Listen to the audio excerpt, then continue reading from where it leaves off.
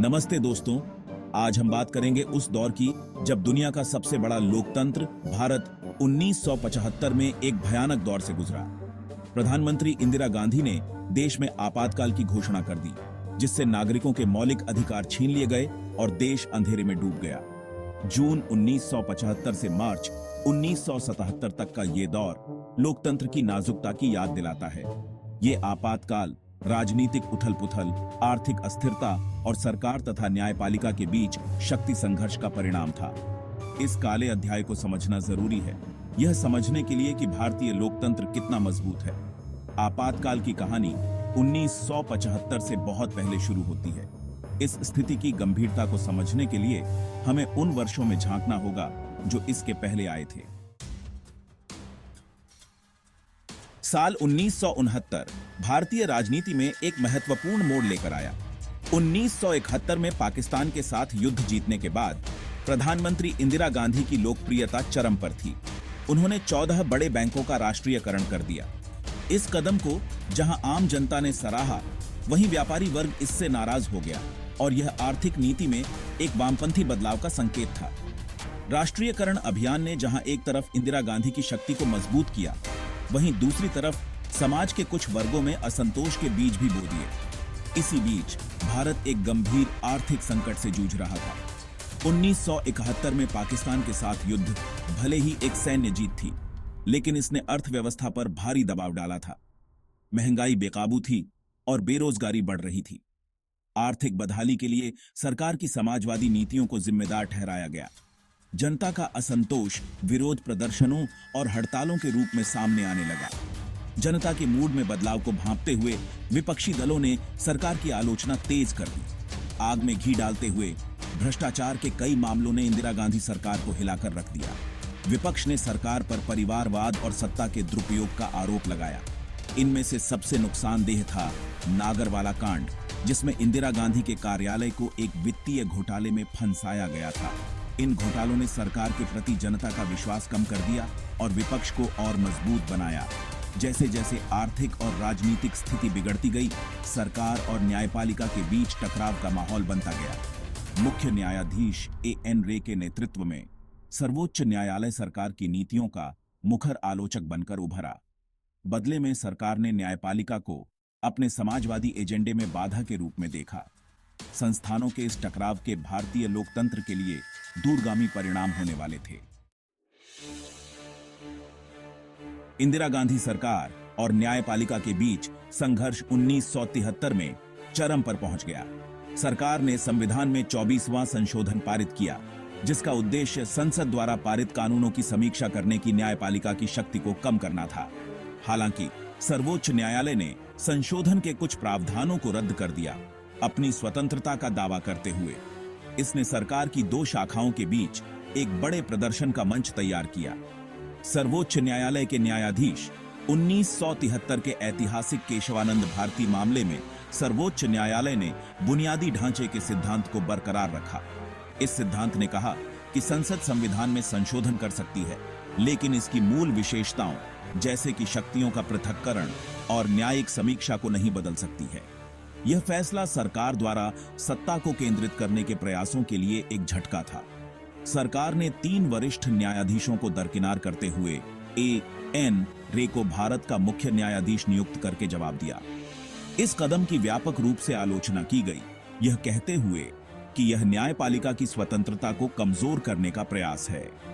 Justice रे की नियुक्ति को एक अनुकूल न्यायपालिका स्थापित करने के एक जबरदस्त प्रयास के रूप में देखा गया, जो सरकार की लाइन पर चलेगी।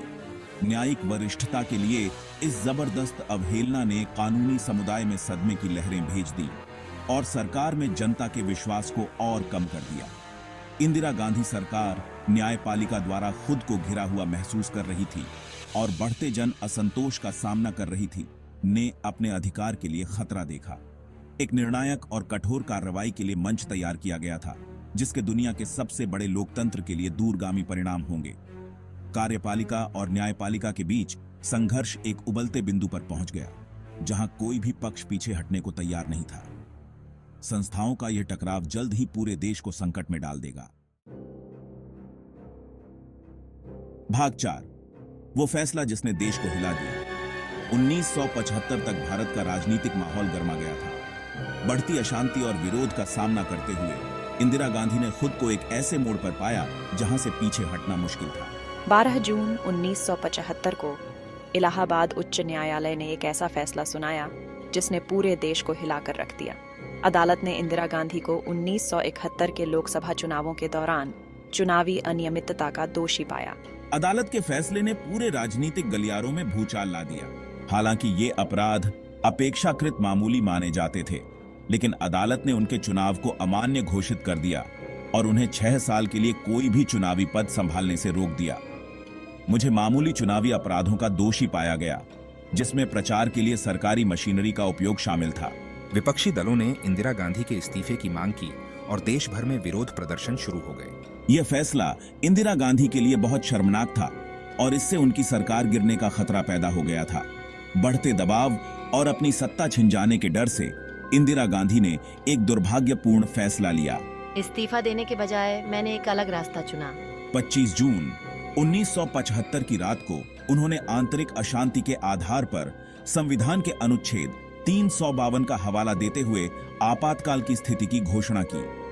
इसने स्वतंत्र भारत के इतिहास के सबसे काले अध्यायों में से एक की शुरुआत को चिह्नित किया। भाग 5। एक काला दिन शुरू होता है। आपातकाल की घोषणा। 25 जून 1975 को आपातकाल की घोषणा ने भारतीय इतिहास में एक निर्णायक मोड़ ला दिया। कलम के एक झटके से इंदिरा गांधी ने मौलिक अधिकारों को निलंबित कर दिया, प्रेस सेंसरशिप लागू कर दी और राजनीतिक विरोधियों पर कड़ी कार्रवाई शुरू कर दी। देश एक नई वास्तविकता के साथ जागा, जहां असंतोष को दबा दिया गया था और भय का बोलबाला था। आपातकाल की घोषणा के तुरंत बाद सरकार ने अपनी शक्ति को मजबूत करने के लिए तेजी से कदम उठाए। जयप्रकाश नारायण, मोरारजी देसाई और अटल बिहारी वाजपेयी सहित विपक्षी नेताओं को गिरफ्तार कर लिया गया। हजारों राजनीतिक कार्यकर्ताओं, पत्रकारों और बुद्धिजीवियों को आंतरिक सुरक्षा रखरखाव अधिनियम यानी मीसा के तहत बिना मुकदमे के हिरासत में ले लिया गया। सभी तरह के मीडिया पर सेंसरशिप लगा दी गई। समाचार पत्रों को सरकारी लाइन का पालन करने के लिए मजबूर किया गया और आपातकाल की किसी भी आलोचना का सामना तेजी से जवाबी कार्रवाई से हुआ। प्रेस की स्वतंत्रता, लोकतंत्र की आधारशिला को प्रभावी ढंग से समाप्त कर दिया गया। सरकार की प्रचार मशीनरी अति सक्रिय हो गई, जिसने आपातकाल को व्यवस्था और अनुशासन बहाल करने के लिए एक आवश्यक उपाय के रूप में चित्रित किया।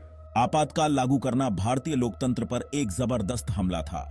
रातों रात देश एक आभासी तानाशाही में तब्दील हो गया। 25 जून 1975 की घटनाओं ने लोकतांत्रिक संस्थानों की नाजुकता और उन्हें कितनी आसानी से ध्वस्त किया जा सकता है, इस बात की कड़ी याद दिला दी। आपातकाल आने वाले वर्षों तक भारतीय राजनीति और समाज पर एक लंबी छाया डाले रहेगा।